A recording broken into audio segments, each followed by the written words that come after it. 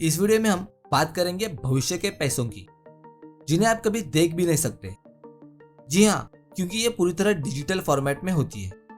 इस करेंसी से आप कभी कुछ खरीद भी पाओगे या नहीं, इसका डाउट है, मगर लोग तो इस करेंसी को ही खरीदने में बहुत इंटरेस्टेड हैं। बहुत से लोग तो इसे मौजूदा करेंसी का रिप्लेसमेंट समझते हैं, तो कई लोग इसे ओवरहाइप ट्रेंड समझकर इग्नोर करते हैं। हम बात कर रहे हैं फ्यूचरिस्टिक क्रिप्टो करेंसी की, तो समझेंगे इसके पीछे के रियल फैक्ट्स और जानेंगे क्रिप्टो करेंसी की मेन स्ट्रीम करेंसी बनने की कितनी पॉसिबिलिटीज है। वीडियो में आगे बढ़ने से पहले अगर आपको क्रिप्टो की बेसिक कॉन्सेप्ट समझनी है तो हमारी बेसिक्स ऑफ क्रिप्टो करेंसी ये वीडियो जरूर देखिए।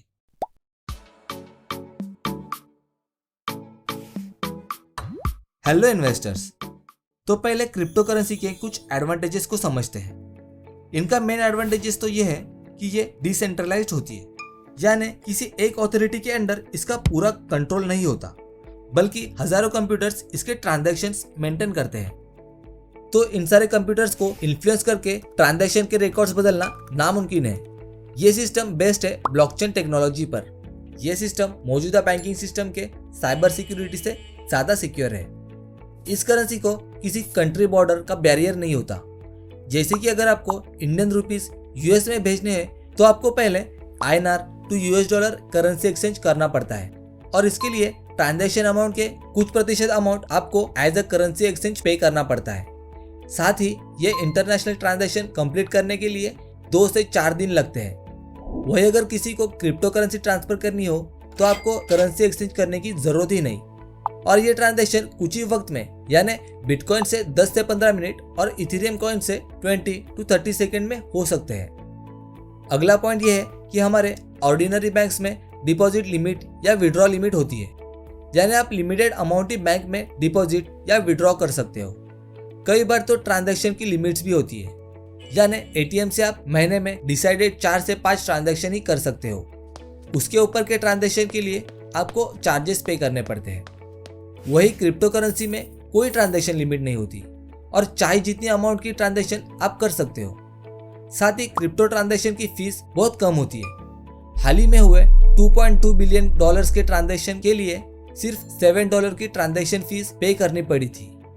क्रिप्टो करेंसी और ब्लॉकचेन टेक्नोलॉजी की मदद से आज ओरिजिनल डिजिटल चीजें जैसे कि original songs, original digital art, video, photographs etcetera को NFT बनाकर बेचा जा सकता है, जो कि अभी तक पॉसिबल ही नहीं था।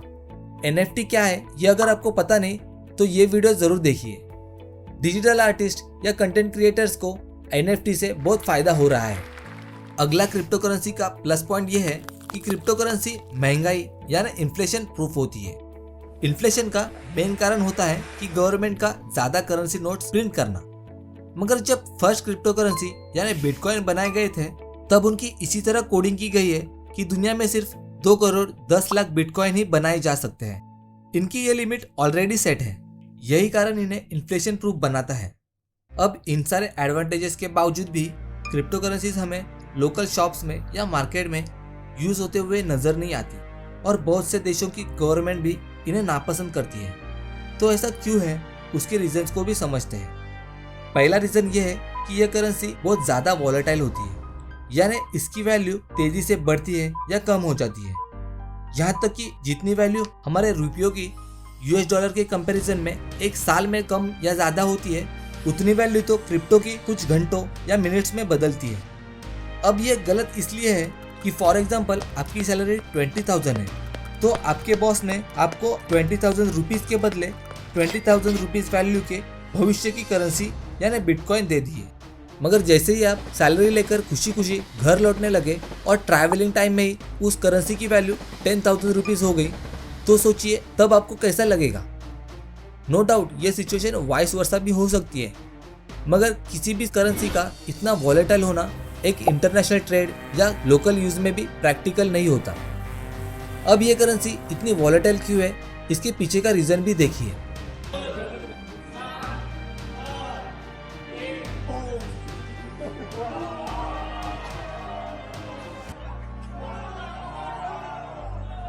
कई बड़े प्लेयर्स के हाथों में इस करेंसी का ज्यादा स्टोरेज है, और उनकी करेंसी बाइंग या सेलिंग से इस करेंसी की वैल्यू तेजी से ऊपर या नीचे चली जाती है।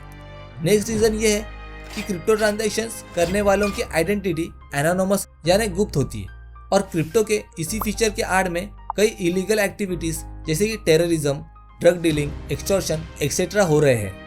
ये ट्रांजैक्शन क्रिप्टो में होने से देश की सिक्योरिटी सिस्टम्स उन्हें ट्रैक नहीं कर पाती।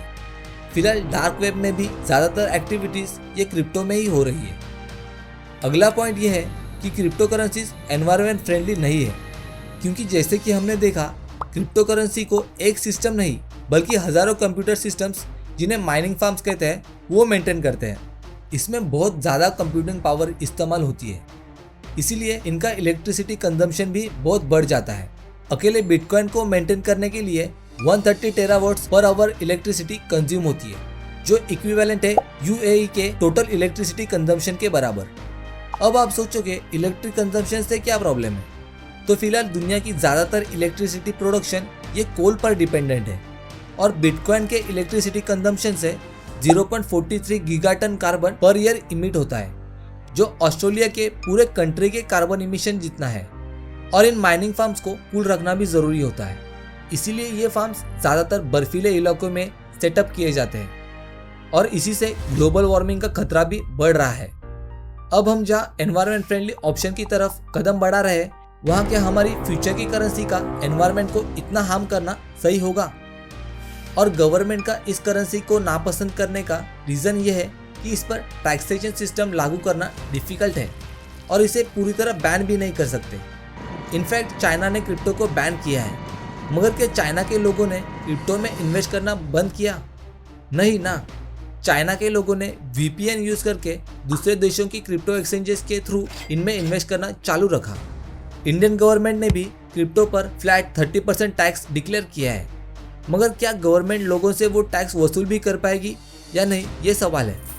क्योंकि लोगों के पास क्रिप्टो बाइंग के लिए इंडियन एक्सचेंजेस के अलावा और भी रूट्स अभी भी अवेलेबल है। क्रिप्टो करेंसी में आइडेंटिटी एनोनिमस होने से इस करेंसी पर बैंकिंग सिस्टम भी सेटअप करना डिफिकल्ट है, क्योंकि बैंक्स भी एनोनिमस आईडी पर लोन अप्रूव नहीं कर सकती और फंड भी रिसीव नहीं कर सकती। मगर फिर भी क्रिप्टो करेंसी का इतना पॉपुलर होने के पीछे का बड़ा रीजन है कि इससे छोटे ऑनलाइन ट्रांजैक्शन करना इजी और चीप हो गया है। जहां तक कि बाकी देशों का सवाल है, ऑनलाइन मनी ट्रांसफर के लिए वहां 1977 की टेक्नोलॉजी स्विफ्ट का इस्तेमाल किया जा रहा है, जिसमें पर ट्रांजैक्शन कॉस्ट $20 to $25 आती है। यहाँ तक कि फिलहाल चाइना और अमेरिका भी यही टेक्नोलॉजी यूज कर रहे हैं, तो इसी के कारण उन कंट्रीज को क्रिप्टो कन्वीनियंट लगता है। मगर जहाँ इंडिया में हमारे पास UPI NEFT की टेक्नोलॉजी है, जो ट्रांजैक्शंस को क्रिप्टो से कम समय में और एक्यूरेटली एग्जीक्यूट कर पा रही है। UPI का नेटवर्क पूरी इंडिया में फैल चुका है और इंडिया के लोगों में भी इसका अवेयरनेस है।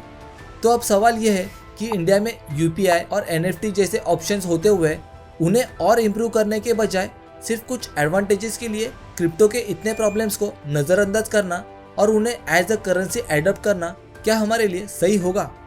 इस पर आपके क्या विचार हैं, यह हमें कमेंट करके ज़रूर बताइए। धन्यवाद।